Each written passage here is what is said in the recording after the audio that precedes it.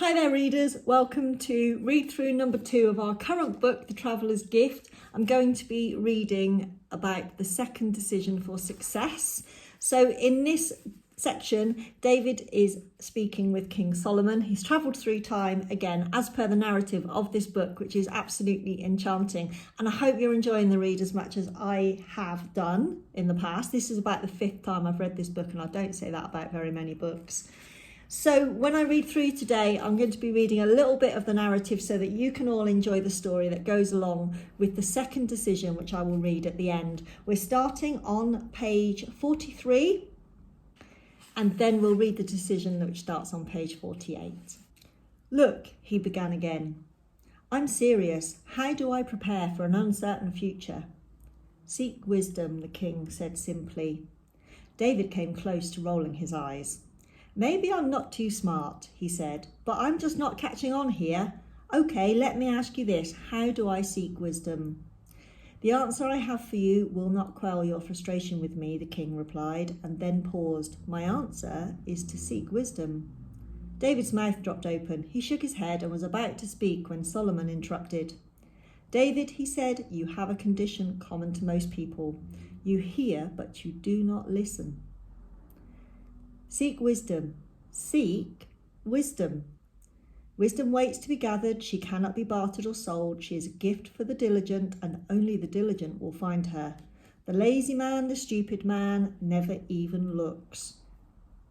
Though wisdom is available to many, she is found by few. Seek wisdom. Find her, and you will find success and contentment. Well, David said, I certainly don't have success or contentment in my life right now. All part of the past, Solomon noted. Even the present is constantly becoming the past, now and now and now. He snapped his fingers as he talked. The past will never change, but you can change the future by changing your actions today. It is really a very simple process. We as humans are always in a process of change. Therefore, we might as well guide the direction in which we change. How do I guide that direction? David asked. Solomon rose to his feet and began to walk around the room, clasping his hands behind his back. He asked, Do you have a child? Yes, I do, David answered, a 12-year-old daughter. The king said, Are you concerned about the children with whom your daughter plays? Yes, David replied, of course. Solomon turned quickly and said, You say of course, why? David wrinkled his forehead. He was trying to figure out where the king was taking this. Well, he began, I say of course because my child's friends have such an effect on her. And I mean both good and bad. We've noticed that when she's around good, respectful children, we very rarely have a problem with her behaviour. But occasionally she'll mix in with the wrong group at school, and her mother and I have to deal with the consequences at home. Consequences? Solomon asked. Her speech patterns, her attitude, the way she dresses, how she responds to us. David struggled to find the right words. Everything she does at her age seems to be influenced by someone else. How do you guide the direction in which your daughter changes? Solomon asked. By keeping tabs on who her friends are, David said. Exactly, said the king excitedly. And at what age are we no longer affected by those around us? 18, 21, 30? The answer, of course, is that we are always and forever influenced by those with whom we associate. If a man keeps company with those who curse and complain, he will soon find curses and complaints flowing like a river from his own mouth. If he spends his days with the lazy, those seeking handouts, he will soon find his finances in disarray.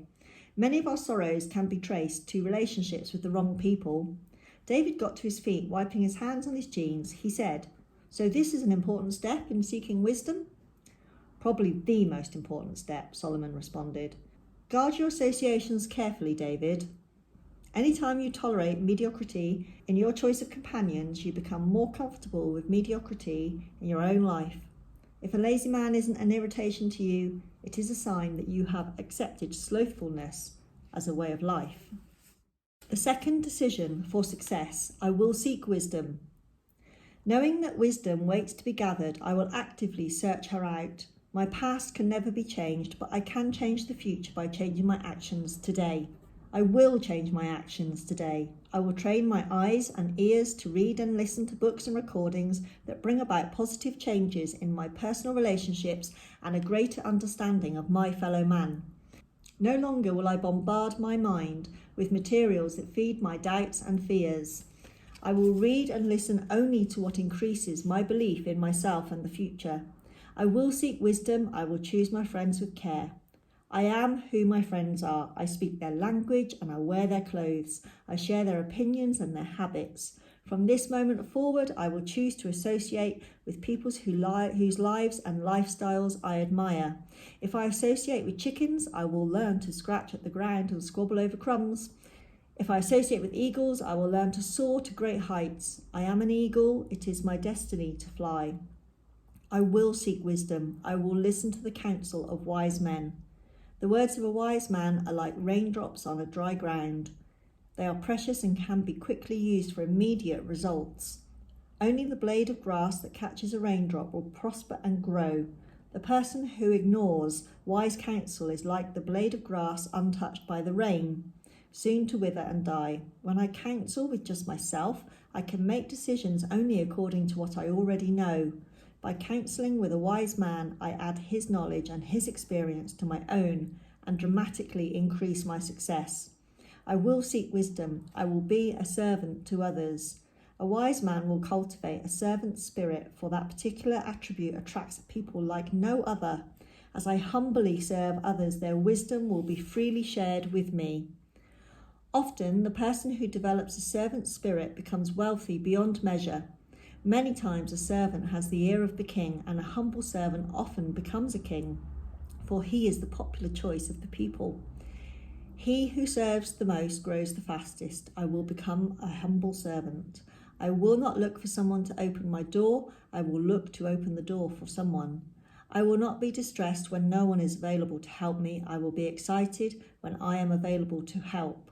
I will be a servant to others, and I will listen to the counsel of wise men. I will choose my friends with care. I will seek wisdom. That's the end of the first week's reading goals. I hope you're enjoying this book and getting a lot of value, and that these 7 decisions will help you in your quest for self-development. I will see you in the next video, where we will be doing decision number 3.